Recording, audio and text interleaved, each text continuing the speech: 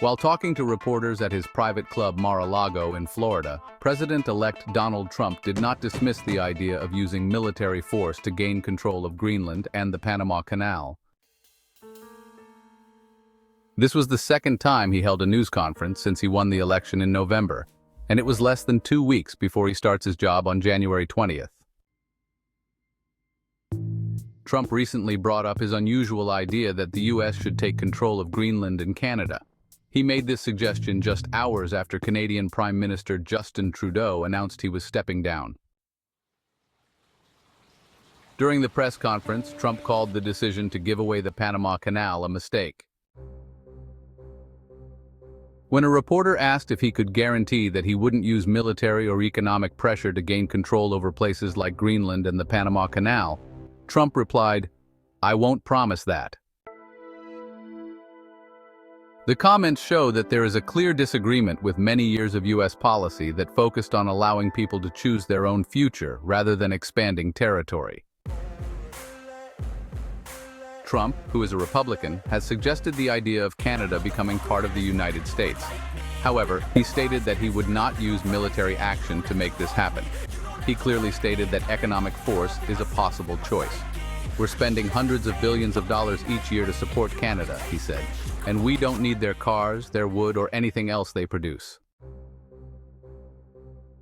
When asked about Greenland, Trump stated, "I'm not sure if Denmark has any legal claim to it, but if they do, they should let it go because we need it for our national security." If Denmark decides not to reach a decision, he said that he would impose very high tariffs on Denmark.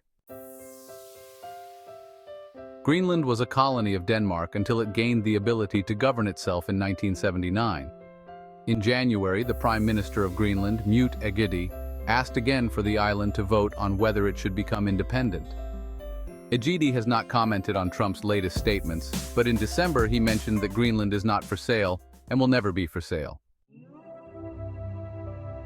Drill, baby. Drill is a phrase that encourages the exploration and extraction of oil and gas resources. Trump promised a golden age of America and mentioned that he would work to rename the Gulf of Mexico to the Gulf of America, claiming it sounds nice. During his press conference, Trump expressed frustration that President Joe Biden is making it harder for him to take over. This happened just one day after Biden announced a ban on offshore energy drilling in most federal waters. President Biden's decision to ban offshore drilling yesterday will not be upheld. "I will change it back right away. We're going to start drilling for oil." In the next 2 weeks, Biden will finish his term.